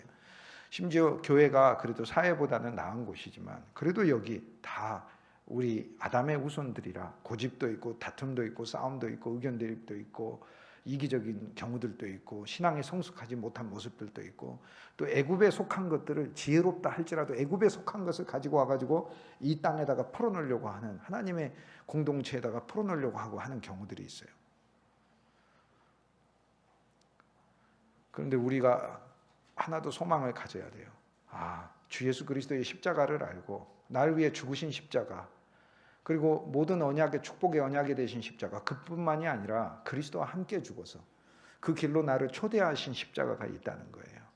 인생 살면서 주를 위해서 받는 고난이 있는 것은 영광스러운 거예요. 그것을 소망하며 살 수 있게 주님의 이름으로 축복합니다. 주님을 위해서 눈물을 흘리는 거, 날 위해 눈물을 흘리는 게 아니고 우리를 위해서는 우리 자신의 고난과 어려움 때문에 눈물 안 흘리려고 해도 많이 흘려요. 시집와 갖고 얼마나 눈물 많이 흘렸어요. 남편한테 속고 막 이래가지고 많이 흘렸잖아요. 우리를 위해서 흘리는 눈물들은 많은데 그러나 주를 위해서 흘리는 눈물은 하나님 기뻐하시는 거죠. 교회에 이러저러한 여러 형편과 어려움이 있었겠지만 그 과정에서 끝까지 신앙으로 인내하고 하나님의 교회를 든든히 지켜내고 이 과정에 오기까지 남모르는 눈물을 흘렸던 그 눈물의 신앙의 길이, 그게 이삭의 하나님을 믿고 가는 길인 줄 믿습니다. 하나님을 기억하시고 반드시 복 주시는 것이죠. 야곱의 하나님이라 하셨는데 야곱의 하나님은 하나님께서 야곱을 변화시키시고 바꾸시잖아요. 야곱은 진짜 전면적인 사람이에요. 야곱은 바꾸고 변화시키고 속이는 사람이 축복하는 사람이 되고요. 야곱의 자녀들은 하나님께서 창대하게 하셔요. 그 자녀들은 번성하게 하셔요. 그 중에서는 세상에서 높은 자가 나오고 하나님을 향하여 특별한 믿음을 가진 유다 같은 아들들도 있어요. 하나님께서는 오늘 우리들에게 야곱의 하나님이다 이렇게 말씀하시면서 야곱의 인생을 보니까 하나님 진짜 수많은 역경 가운데서도 반드시 이겨 승리하는 모습을 보여주는 그런 그리스도인의 삶을 오늘 우리들에게 증거하고 계시더라고요. 여러분, 야곱의 하나님이 우리에게 계시기 때문에 어떤 환경을 통해서도 우리가 이길 뿐만 아니라 그 환경을 통해서 우리 모두가 성화에 이를 줄 믿습니다. 하나님 우리를 변화시키실 거예요. 우리를 더 성숙하게 하실 거예요. 그리고 우리로 하여금 다 축복하게 하실 거예요. 야곱의 마지막 운명은 장님이 되는 거예요. 눈 머는 거예요. 눈 먼 게 최고예요. 신앙생활은 눈 멀어서 해야 돼요. 눈이 너무 밝으면 안 돼요. 눈은 하나님께서 진짜 밝으셔가지고 하고 계셔요. 모두를 축복하시고 모두를 그리스도 예수 안에서 사랑으로 대접하시고 섬기시길 주님의 이름으로 소망합니다. 이게 야곱의 하나님이에요. 하나님의 뜻은 또 있어요. 가나안 땅으로 인도하신대요. 그래서 가나안 족속을 멸하라고 하셔요. 가나안 족속의 이름 하나하나는 뜻이 들어있어요. 가나안은 낫다는 뜻이거든요. 저급한 거. 그리스도인의 삶은 저급해서 안 돼요. 그리스도인의 삶은 고상해야 돼요. 그렇기 때문에 말과 행동에 있어서 다른 사람보다는 고상해야 돼요. 우리가 농담을 써도 세상 사람들이 속한 비슷한 농담 써서는 안 돼요. 그리스도인의 삶은 격조가 있어야 돼요. 특별히 여기 하나님께서 보내신 목사님은 수준 높은 목사님이니까 그 수준에 맞춰가지고 좀 고상하고 높아지는 그리스도인이 되길 주의 이름으로 축복합니다. 그리스도인은 늘 하나님의 말씀을 배워가야 돼요. 성경 공부하는 교회들 많겠지만 그러나 이 교회는 더 고상하게 성경 공부를 해야 돼요. 그 고상하다는 게 이게 품격 지키다는 그 뜻이 아니라 하늘의 수준에 더 이르러 저 높은 곳을 향하여 날마다 나아갑니다라는 말씀처럼 바로 그게 주님께서 바라는 거예요. 가나안족을 정복하는 거예요. 저급한 문화를 정복하는 거예요. 그리스도인의 문화처럼 고상한 문화가 어디 있어요? 좋은 문화가 어디 있어요? 여러분 세상 곡이 아무리 좋지만 여러분이 부른 찬양곡이 얼마나 아름다워요. 정말로 그렇지. 세상 곡은 감정만 그냥 다스렸을 뿐인데 찬양은 하나님 자체를 찬송하면서 우리 존재의 목적을 잃어버리는 것이잖아요. 세상에 태어난 나라는 존재의 목적을 그 순간 잃어버리는 거잖아요. 그 순간 찬양을 통하여 하나님이 우리에게 부으시는 복들이 얼마나 많겠어요. 그러니까 찬송을 하면서도 야, 이게 내가 정말 하나님의 놀라운 복 받는 일을 하는 거구나라는 믿음 안에서 감당하실 수 있길, 더 많이 찬송하실 수 있길 주님의 이름으로 축복합니다. 그래서 이제 성가대원 그만두라고 해도 내가 왜 그만두냐고 하면서 끝까지 계속하고 해야 되는 거죠. 가나안 족속에서 하나님은 헷족속을 극복, 헷은 공포예요. 공포, 두려움이란 뜻이에요. 그 극복하라고 그러시잖아. 그런데 공포가 오는데 어떻게 극복해? 공황이나 우울, 조울이 오는데 그러나 하나님 반드시 이기게 해주신 믿음 안에서 믿음을 가지고 하나님 말씀은요 능력이 있어요. 하나님 말씀 속에 생명이 있고 말씀 속에 하나님의 성령이 들어있어서 성령 충만은 말씀 충만이에요. 하나님의 성령이 우리 안에서 말씀을 통하여 역사하심으로 하나님의 성령이 내 안에 있다. 하나님이 나를 지키신다. 내 삶은 하나님의 언약하신 삶이다. 하나님이 법적으로 책임지시는 삶이다.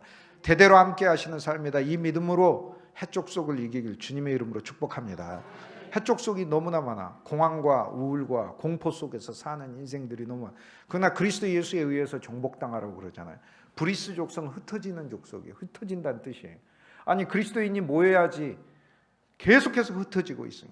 이것으로 쪼개지고 저것으로 쪼개지고 자기의 의견이 다른 사람과 다를 수 있지만 예수 그리스도 안에서 하나인 것을 더 추구하시고 그리스도 안에서 하나라는 것, 예수 그리스도 안에서 하나라는 것을 온전히 주님 안에서 보여주실 수 있는 살아있는 연합의 그리스도의 몸 되시길 주의 이름으로 축복합니다. 이게 브리스족이 되지 않고 브리스족의 교회가 되지 않고 그리스도의 몸의 교회가 연합된 교회가 되는 것이지요. 거기 보면은 여부스 족속도 나. 여부스는 발로 밟단 뜻이에요. 남이 무슨 얘기하면 막 밟아버려. 그거 제가 제일 잘합니다. 저는 누가 얘기하면 막 밟아버립니다. 바로 우리 딸이 그래 후려친다고 그러더라고요. 후려치기 대장이라고 그러더라고요. 그래서 제가 주 예수님, 제가 후려치는 인생이 되어서는 되겠습니까? 존중하고 존경하는 인생이 돼도 다른 사람은 존중하고 존경하는 인생이 되어야 되겠다 이렇게 생각해요. 후려칠 게 있으면 나를 후려치면 되겠더라고요. 누군가 저한테 와가지고 어떤 사람이 저를 흉봤다고 얘기를 해주는 거예요. 옛날 같으면은 이따가 전화가 지금 당장 전화가 가지고 이 인간 왜 나 흉보고 다녀 이렇게 얘기를 했을 텐데 지금은 그래도 이 마음을 조금 주셨어요. 누가 저 흉본다고 하면은 제가 이렇게 얘기해요. 아니 진짜로 그 마음이 들어서 그렇게 얘기해요. 그 사람이 날 잘 몰라서 흉보는 거라고 그래요. 그 사람이 실제로 나를 알면 흉보는 게 아니라 아예 나를 안 만나고 다닐 거라고 그렇게 얘기를 해요. 나를 잘 몰라가지고 흉보는 거라고 그렇게 얘기해서 나의 본질을 모르니까 흉이나 보는 거지. 나를 진짜로 알면 나를 만나려고 하겠어. 사람으로도 취급 안 할 수도 있는데 감사하다고 그렇게 생각해요. 그럼 남을 나보다 낫게 여기라고 했으니 나보다 나은 사람이 나한테 뭐라고 하는데 뭐라고 그러겠어요. 근데 이제 점수를 많이 주진 않아요. 그 사람은 61점이고 난 60점이다 이렇게 생각하고 살아요. 그러니까 뭐 61점짜리가 60점짜리 보고 흉봐도 거 생각하고 알았어 맞아 네가 1점 더 높아 이렇게 얘기하면서 그러면서 사는 거예요. 여부스족은 교만한 마음을 가리키는 거예요. 여부스는 나중에 다윗도 막 무시하고 그러는데 다윗에 정복당하잖아요.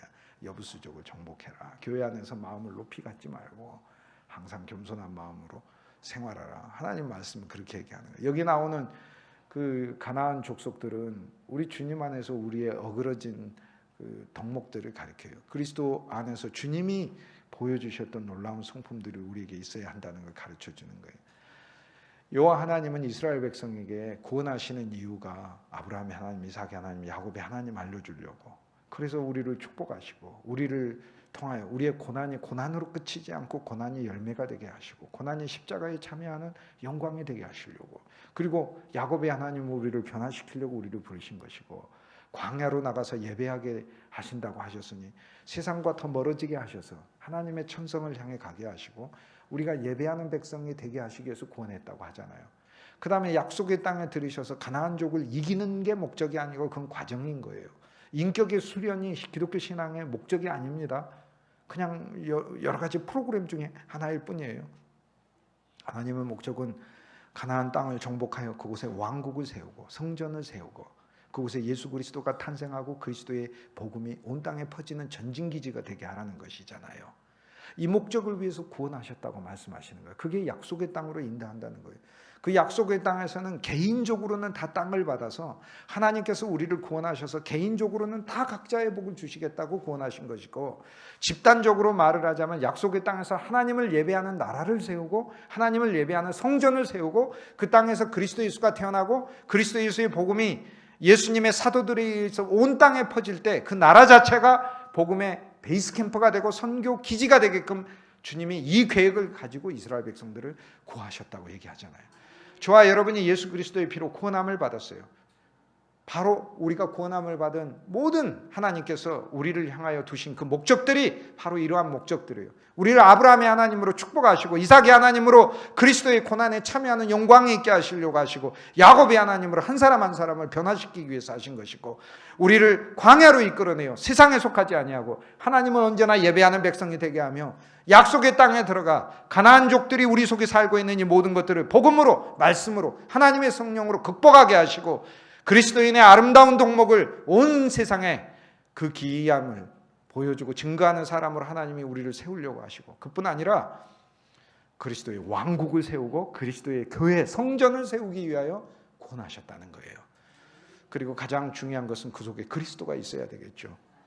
예루살렘 성전이 섰는데 예수님을 배척하면 무슨 의미가 있습니까? 예루살렘 성전이 서서 하나님을 찬송하되 우리 주 예수 그리스도를 중심에 두고 찬송하기 위해서 주님이 이스라엘 백성들을 구원하셨다. 그리고 그 복음을 온 땅에 퍼지게 하기 위해서 구원하셨다라는 거예요. 이제 저와 여러분이 구원받은 목적을 오늘 출애굽기 3장을 통하여 배웠습니다. 이 비전을 크게 가지시자고요. 주님이 나와 여러분 구원하신 거 우리 가문 축복하실 뿐만 아니라 우리를 통하여 하나님의 왕국이 서게 하고 하나님의 교회가 든든히 서가게 하고 하나님의 일꾼들이 세워지게 하고 또 우리 개인 그리스도인들도 어그러진 성품들이 주 예수 그리스도의 말씀과 생명과 성령을 통하여서 하나님 앞에서 든든히 서가게 하기 위해서 우리를 부르셨고 온 땅에 예수 그리스도의 복음이 퍼지게 하기 위하여 하나님이 우리를 구원하셨다는 사실, 이 진리의 기둥들을 늘 붙드시길 주님의 이름으로 축복합니다. 기도하시겠습니다. 거룩하신 주님 감사합니다. 그리스도 예수 당신의 놀라운 피로 우리를 영원히 구속하시고 영원한 속죄를 들이시고 영원히 온전케 하시고 영원히 주님 앞에서 수용되고 용납되는 존재로 만드셔서 감사합니다.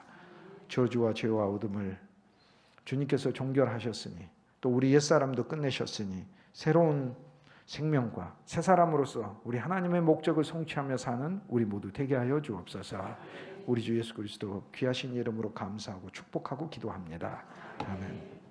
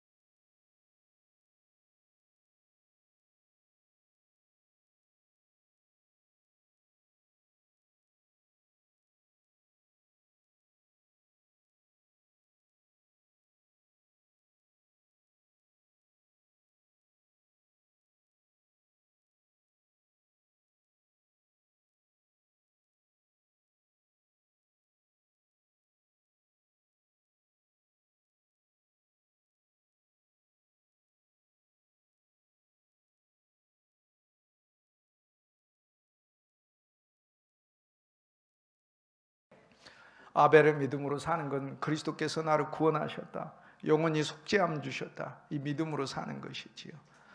에녹의 믿음으로 사는 것은 예수 그리스도의 영원한 생명이 나에게 와서 다시는 사망이 없고, 내 마음이 때로는 잠깐 죽을 수가 있어요. 야이로의 딸처럼 죽을 수가 있고, 나인성 과부의 아들처럼 죽을 수가 있고, 나사로처럼 어쩔 때는 예수님 안 나타나시듯이 나흘 동안 나를 동굴에 넣으실 수도 있어요. 그러나 그리스도 예수를 믿는 자들에게 주님은 긍휼이 있으시고, 그 사람이 믿는 믿음과 그를 위한 중보들이 있기 때문에 우리 하나님은 역사하셔서 그리스도가 가서 강력한 음성으로 다시 살리시는 거예요. 여러분, 죽음을 맛보지 않는 어느 환경에서든지 살아계신 그리스도의 영원한 생명을 사람들에게 증거하고 보여주는 믿음이 될 수 있길 주님의 이름으로 축복합니다. 에녹의 믿음은 하나님을 기쁘시게 하는 믿음이었대요. 믿음이 없이는 하나님을 기쁘시게 못한대요. 저는 믿음이 강력한 사람은 아니에요. 하지만 사실 주님의 말씀을 통하여 말씀을 믿기로 했으니까 말씀을 믿는 게 믿음인 것이죠. 하나님 말씀이 아브라함의 믿음, 이삭의 믿음, 야곱의 믿음 우리에게 말씀하시고, 그 믿음은 하나님의 복을 믿는 믿음이에요. 하나님은 자기를 찾는 자들에게 상 주시는 자이심을 믿으라고 얘기하잖아요. 오랫동안 하나님을 추구할 때 하나님께서 상 주시는 하나님인 걸 몰랐어요. 그냥 나를 벌 주시는 하나님이시거나 멀리 있는 하나님으로 생각을 했어요. 그런데요, 여러분, 우리가 잘 아는 주일학교 때 배운 찬송이 있지 않습니까? 예수 사랑하심은 성경에서 배웠네. 성경이 말하고자 하는 건 예수님이 우리를 사랑하신다는 거예요. 주의 음성을 내가 들으니 사랑한단 말이 있어요. 주님이 나를 사랑한다는 거예요. 어떤 사람이 성경을 다 읽고 하나님은 살아계셔, 이걸 발견해서 그렇다면 그 사람 성경 잘못 읽은 거예요. 성경 창세기 1장 1절 딱 한 절만 읽고도 하나님은 살아계셔, 그걸 믿는 게 성경을 제대로 읽는 거고, 성경을 끝까지 읽으면 그 주제가 하나님이 날 사랑하신다는 얘기네. 날 사랑하신다. 부모님이 자녀들을 진짜 사랑하죠. 그죠? 아버지 어머니 사랑을 생각만 해도 눈물이 날 정도로 진짜 사랑하죠. 그런데요, 제가 진실을 말씀드릴게요. 여러분이 아무리 여러분 자녀들을 사랑해도요, 여러분의 부모님들이 여러분을 얼마나 그렇게 사랑했다 할지라도 이 세상에 있는 모든 부모들의 사랑을 다 합쳐도 하나님의 사랑의 발바닥에도 못 따라가요. 하나님은 그렇게 우리를 사랑하셔요. 한 사람 한 사람에 대하여 정말로 그렇게 사랑하셔요. 믿음이 없어도 하나님은 은혜로도 대하시고 긍휼로도 대하셔요. 그러나 하나님을 기쁘시게 하는 인생은 되지 못해요. 여기 젊은 분들이 있는데, 저는 젊었을 때 우리 주님을 신뢰하지 못했어요. 그러나 진짜로 후회스러워요. 내가 그때 하나님을 더 신뢰했더라면. 교회 매주일 나갔어요. 의임으로 나간 거지. 습관으로 나가고. 그러나 하나님을 진짜 내가 더 신뢰했더라면. 근데 그 하나님, 어떤 하나님을 신뢰해요? 나를 사랑하시고 나를 구원하셨고 나한테 하나님의 뜻과 경륜이 있어서 반드시 내 삶을 이끌고 가신다는 그 하나님의 역사를 몰랐던 거예요. 그리고 그 하나님은 너무나 놀랍고 감사한 하나님이에요. 그 아들 예수 그리스도를 보내셔서 나의 모든 죄와 저주를 지게 하셨고, 나를 위하여 아브라함의 복을 예비해 두시고 그 복을 내 인생마다 부어주고 계시고, 이삭의 복에 야곱의 복에 줄 수 있는 성경의 모든 믿음의 사람들의 복을 믿음을 통하여 정말 우리가 누릴 수 있게끔 주님께서 정해놓으셨어요. 왜냐하면 믿음의 법칙으로 만나겠다고 하셨기 때문에 그래요. 여러분, 이제 저와 여러분에게 하나님이 주시는 생명의 믿음이 더 풍성할 수 있게 주님의 이름으로 축복합니다. 하나님이 살아계신 것을 믿어야 한다는데 모든 환경에서 살아있는 것을 말해요. 그냥 하늘에 살아있는 거, 그거는 이방인들도 알아요. 그렇잖아요. 그러나 하나님이 진짜 살아있다라고 하는 말은 하나님이 나의 모든 진짜 존재 자체가 되신다는 거예요. 하나님이 나의 재물이요, 하나님이 나의 명예요, 하나님이 나의 권세시요, 하나님이 나의 소망이시요. 그것이 바로 하나님이 존재 자체이시다라는 걸 믿는 거예요. 여러분, 세상 사람들은 정말 가지지도 못한 우리 주 예수 그리스도 자체를 우리는 소유하고 있잖아요. 이 그리스도를 소유한 것만으로도, 이 그리스도를 의지하고 사랑하는 것만으로도 우리가 받은 복이 얼마나 엄청나고 많은데, 여러분, 언제나 살아있는 믿음으로 우리 주 예수 그리스도를 증거하고 이 그리스도를 많은 이들에게 공급할 수 있길 주님의 이름으로 축복합니다. 세 번째 믿음의 선조는 노아예요. 노아의 믿음은 방주를 예비하였다고 그러잖아요. 하나님의 미리 나타날 일에 대하여 경고하심을 받았대. 이거는 미래를 사는 그리스도인을 말합니다. 아벨은 죽었어요. 과거죠. 에녹은 매일매일을 살고 있어요. 부활 생명, 현재죠. 그런데 노아의 믿음은 어떤 믿음이었다고 그래요? 하나님께서 장차 나타나실 일에 대하여 경고하셨다라고요. 근데 이제 경고는 세상에 대하여 경고지 노아한테는 경고한 건 아니에요. 예를 들어서 하나님께서 물론 경고로 들릴 수도 있죠. 노아야, 내가 물로 세상을 휩쓸어 버리리라. 그럴 때 노아는 큰일 났네. 나도 죽겠네. 이건 경고죠. 그렇지만 노아는 하나님의 은혜를 입은 자라고 얘기하잖아요. 그리고 하나님 앞에 의인이었더라. 온전한 의인이었다라는 말이 뭐예요? 하나님 믿었다라는 말이잖아요. 믿은 사람이라는 얘기잖아요. 여러분, 죄를 당분간 10년간은 불신이라고 생각하십시오. 죄는 불신이에요. 그리고 죄를 그 다음 10년간은 교만이라고 생각하십시오. 불신과 교만이 바로 죄예요. 모든 죄 중에, 만악의 죄들 중에 가장 큰 죄가 불신과 교만인 거예요. 그런데 반대로 우리가 하나님을 신뢰하면 하나님은 진짜로 우리를 기뻐하셔요. 그래서 막 주고자 하셔요. 막 줘요. 정말로 막 줘요. 저 어렸을 때 고집을 너무 많이 부렸어. 아버지가 제가 잘못했는데 아버지가 저보고 잘못했다고 하래요. 안 했어요. 끝까지 안 했어요. 끝까지 안 했어요. 그러더니 우리 둘째 딸도 제 그 성격을 받아가지고 와, 더 배가가 됐어. 더 배가가 돼가지고 막 윽박지르고 협박하고 막 그리고 막 하고 엉덩이 때리고 그랬는데 절대 잘못했다는 얘기를 안 하는 거야. 자기가 뭘 잘못했니? 뭐 이러면서 더 대드는 거예요. 그러더니 뭐 밥도 안 먹고 뭐 깡 부리고 막 그래요. 나중에 어떻게 하냐면 제가 사정을 해요. 잘못했다고 한 번만 해주라. 뭐 마음으로까지 참여는 안 해도 되는데 그냥 잘못했다고 한 번만 해줘. 우리 새로운 관계로 나아가도록 하자. 이렇게 해서. 제가 빌어요. 그냥 잘못했다고 해줘. 그러면 뭐 그럼 잘못했다고 하지 뭐. 이렇게 해가지고 이제 인간이 뭘 어떻게 얼마나 뭘 철저한 회개를 합니까? 살면서 평생 회개를 하는 게 이걸 철저한 회개라고 하는 거예요. 늘. 근데 그 회개 중에 제일 큰 회개는 주님 내가 믿음으로 못 삽니다. 믿음으로 살게 해주십시오. 노아는 야 세상을 휩쓴다 그럴 때 노아한테는 경고가 아니고 세상한테는 경고고 노아한테는 복음이에요. 왜냐하면 세상에 노아를 힘들게 했기 때문에 그래요. 노아를 얼마나 조롱했겠습니까? 방주 짓고 그러면. 노아는 홍수로부터 구출받은 것뿐만 아니고 세상으로부터 구출받았어요. 악한 세상에서. 그래서 노아에게 홍수는요 하나님이 주시는 복음이기도 하고 그래요. 한 면에서. 노아의 믿음은 무슨 믿음이에요? 장차 나타날 일에 대하여 하나님으로부터 경고하심을 들었다는 얘기는 굉장히 엄중한 얘기로 들었다는 거예요. 그리스도인 신앙의 미래 일에 대한 비전을 가져야 된다는 것을 말해요. 여러분, 하나님의 성령을 사도행전 2장에 베드로가 모든 육체에 부어준다고 그러잖아요. 부어주면은 너희 자녀들은 예언할 것이요 미래를 말할 것이요. 자녀들의 제일 큰 문제가 뭐예요? 환경을 보고 과거 보고 지금 상처 보고 지금 자기 자신 보고 절망에 눌려있고. 그러니까 세상은 그러잖아요. 바벨탑 같으니까 더 찍어 누르고 등급으로 등수로 경쟁으로 이렇게 하고 있잖아요. 그러나 진짜 하나님의 말씀은 그 자녀들 속에서 역사하니까. 그래서 교회학교 교육은 진짜 중요한 거고 교회학교 교육을 하는 분들도 하나님의 말씀에 살아있음에 대한 믿음을 다 가져야 되는 거고.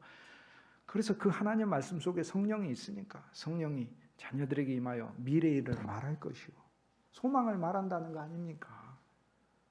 나 죽어버리겠다가 아니라 난 하나님 안에서 무슨 일을 할 수 있다. 미래를 말한다는 거예요. 청년들은 환상을 본다고 그러잖아요. 노인들은 돌아가실 준비를 한다고 성경에 돼 있지 않고 꿈을 꾸리라 이렇게 돼 있잖아요. 노인들은 꿈을 꾸리라. 끝까지 꾸는 거예요. 내일 눈 감는다 하더라도 꿈을 꾸는 거예요. 하나님의 일에 대한 꿈을 꾸는 거예요. 그런데 노아가 가졌던 이 꿈은 미래에 대한 꿈이고, 그런데 그 미래에 대한 꿈이 개인이 아니에요. 방주인 것이지. 방주는 하나님의 교회를 말해요. 자, 이제 믿음이 점점 믿음의 선조, 장로들의 믿음을 통하여, 즉 믿음의 성수관자들의 그 내용을 통하여 하나님은 오늘 우리들에게 이 믿음을 권유하고 계시고 권면하고 계시고, 우리가 좀 더 그리스도의 말씀에 대한 본질을 깨닫는다면 이 말씀을 통하여 이 세 가지 믿음이 우리 속에 왔구나라는 사실을 보여준다는 거죠. 내 개인을 죄에서 구원하셨구나. 내 개인은 아벨의 믿음으로 나를 구원하셨구나. 나는 하나님께 더 나은 예배를 드린 사람이다. 이건 그리스도인의 개인의 신앙이잖아요. 에녹의 믿음은 뭐예요? 매일매일 살아있는 믿음 아니에요? 근데 그 살아있는 믿음은 가정만, 교회만 말하는 게 아니잖아요. 환경에서든지 직장에서든지 누구를 만나든지 우리는 에녹의 믿음 아니에요. 그래서 이것은 밖에 내 생활의 믿음이잖아요. 그런데 노아의 믿음은 뭐예요? 하나님의 교회를 마련하고 예비하는 믿음이에요. 어떤 사람의 믿음이 아벨의 믿음으로 난 구원받았어. 저는 그 믿음이 강력한 분들을 많이 만납니다. 또 생활 속에서 주 예수를 찬송하고 어려운 일이 있어도 눈물을 흘리는 가운데 하나님 앞에 소망을 두고 사는 에녹처럼 죽음을 맛보지 않고 언제나 하나님을 소망하는 그리스도인을 만납니다. 그런데 한 걸음 더 나아가서 이 세 가지 믿음의 조화를 갖추는 그리스도인들이 될 수 있게, 여러분 모두가 될 수 있게 교회에 대한 비전, 하나님께서 교회를 위하여 죽으셨고 교회를 사랑하시니까 교회에 대한 비전을 가지실 수 있게 주님의 이름으로 축복합니다. 교회는 여러분들이 교회잖아요. 교회에서 사랑받고 교회에서 또 사랑을 주어야 하는 것이죠. 우리 교회는 사랑이 없어 라는 얘기들을 사람들 많이 하잖아요. 그럴수록 기뻐하셔야 돼요. 왜 그러냐면 내가 사랑할 수 있으니까. 주일날 교회 갈 때 뭐라고요? 내가 사랑을 주러 가야지 하고 교회 가야 되는 거예요. 우리 교회 왔더니 전부 다 사람들의 얼굴이 무거워. 나라도 하나님을 기쁘게 찬송해야 되겠다. 그렇게 하고 교회 하죠. 근데 적어도 이 교회는 이 부분 설교는 필요 없는 것 같아요. 아까 성가대 찬송을 들으니까 기쁨이 충만하시고 우리 하나님 안에서 아주 그냥 소망과 감사가 충만해. 내가 살아나겠더라고. 내가 믿음 없는 내가 오히려 믿음이 생기더라고. 그 찬송을 들으니까 얼마나 감사한지. 노아의 믿음은 장차 나타날 미래에 대한 일인데 그 미래에 대한 일이 자기만에 대한 일이 아니라 방주를 예비했다고 하잖아요. 그 개인이 아니고 하나님의 교회를 예비하는 믿음이라고 하잖아요. 그런데 하나님의 교회에 대한 믿음이 여기에 노아의 믿음이 하나가 있는데 세상을 정죄했대요. 여기서 정죄했다는 이야기는 무슨 뜻이냐면 세상을 그렇게 큰 가치를 안 뒀다는 이야기하고 같아요. 하나님의 교회도 중요하고 세상도 중요하고 그렇지 않았다는 거예요. 오늘날 그리스도인들이요 세상 너무 좋아하시더라고요. 근데 그건 노아의 믿음은 아닙니다. 사사기에 있는 사람들의 믿음이긴 합니다. 그게 제소견에 오른 대로 믿은 거. 근데 성공이 아니에요. 능력이 없어요. 세상을 정죄할 줄 아는 믿음이에요. 세상 사람들은 자기 가진 거 자랑하잖아요. 세상 사람들은 권력 자랑하고 재산 자랑하고 명예 자랑하고 지식 자랑하고 막 그러잖아요. 그러나 그리스도인은 세상을 정죄할 줄 알아야 된다. 여기서 정죄라는 건 판단하는 걸 말해요. 딱 나는 그것으로 안 사는 사람이지. 그걸 부러워하지 않는 거예요. 우리가 길 가면서 눈에 보이는 모든 화려한 것들을 보면서 좋겠다 이게 아니고 그건 세상을 정죄하지 않은 사람인 거죠. 그것에 의해서 내 마음은 좌우되지 않고 하나님 나한테 주신 비전이 있어. 하나님의 나라와 하나님의 복음에 대한 비전이 있는 거예요. 방주는 교회이고 방주는 선교이고 그러지 않습니까? 방주는 하나님의 일을 의미를 하는 거잖아요. 그것은 비전 삼는 것을 얘기하는 것이죠. 여러분이 이 세상에서 어떤 일을 수행하시든지 간에 그 일 자체가 하나님의 방주를 위한 일이 될 수 있길 주님의 이름으로 축복합니다. 그게 노아의 일이다. 노아의 믿음이었다라고 말씀하고 있잖아요. 세상을 정죄하고 믿음을 따르는 의의 상속자가 되었다라고 얘기해요. 앞에 아벨의 믿음에서는 믿음을 따르는 의가 있었고 여기선 상속자가 있네요. 상속자는 무엇인가 엄청나게 받는 사람을 말을 하거든요. 즉 하나님께서 믿음을 따르는 자에게 의롭다, 그게 옳다라고 하는 칭찬만이 아니라 여기 상속자가 되게 하셨다는 말씀을 통하여 하나님의 나라 속에 있는 모든 좋은 선물들을 풍성히 부으시는 존재가 되었다는 것을 말을 해요. 이게 예수 그리스도 안에서 진짜 체험돼요. 여러분 우리가 믿고 있는 주님은 결코 작은 주님, 연약한 주님, 부족한 주님이 아닙니다. 만물을 만드신 주님이시고 만물을 주관하신 주님이셔요. 믿음으로 우리가 하루하루 생활하고 이 세 가지 비전을 가지고 이 세 가지 믿음이 우리에게 있을 때 그리스도의 피로 영원히 구속함을 받았고 에녹의 믿음으로 부활의 생명을 가지고 영원 생명을 가지고 그리스도인이 죽은 자로 사는 게 아니라 매일매일 살아있는 생명을 사는 자이고 노아의 믿음을 가지고 미래를 살고 하나님의 교회를 살고 선교를 위해 살고 그 비전을 위해 살고 세상을 부러워하지 아니하고 그러면서 믿음의 의를 따르는 상속자니 하나님이 내게 주실 풍성한 그분 안에서의 선물들을 기대하면서 그렇게 나아가는 게 그게 그리스도인이라는 거죠. 진짜 얼마나 감사해요. 저는 개인적으로 하나님께서 저한테 주신 복들이 진짜 많거든요. 저는 저와 저의 가정들과 저의 후손들을 이렇게 보면서 하나님 앞에 진짜 소망이 하나 있어요. 세상 일로도 형통하게도 많이 하나님 그렇게 해주셔요. 여러분들도 그러듯이 어려움이 있으면 주님께서 은혜 베푸셔서 그 일들을 풀어주시고, 그런데 진짜 제 마음속에 하나님 앞에 소망이 하나 있어요.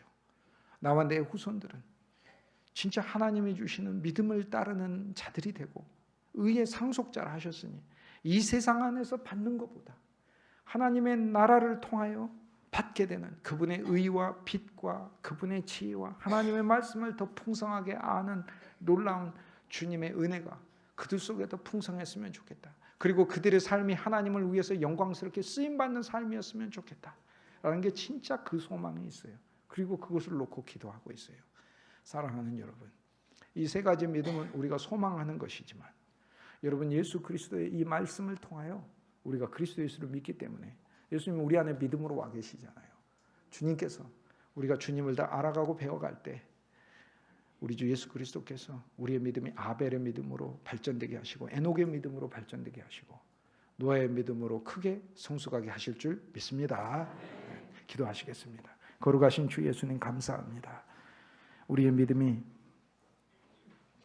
보이지 아니하시는 우리 주 예수 그리스도를 더욱더 살아있게 증거하는 믿음이 되게 하여 주시고 참 소망이신 예수님만 바라는 믿음이 되게 하여 주옵소서.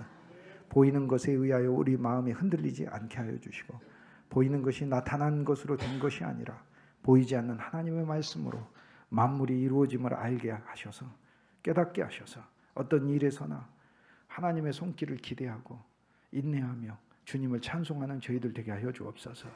믿음의 선조들의 이 모든 항목들이 우리 안에 풍성히 넘치게 하시되 이 세상을 부러워하지 아니하고 하나님을 따르는 믿음의 상속자가 되게 하셔서 주님이 주시는 모든 풍성한 선물들을 가득히 경험하게 하시되 주님을 위한 귀한 방주를 짓는 일에 우리들의 삶이 다 쓰임받게 하여 주옵소서. 주 예수 그리스도 귀하신 이름으로 감사하고 축복하고 기도합니다.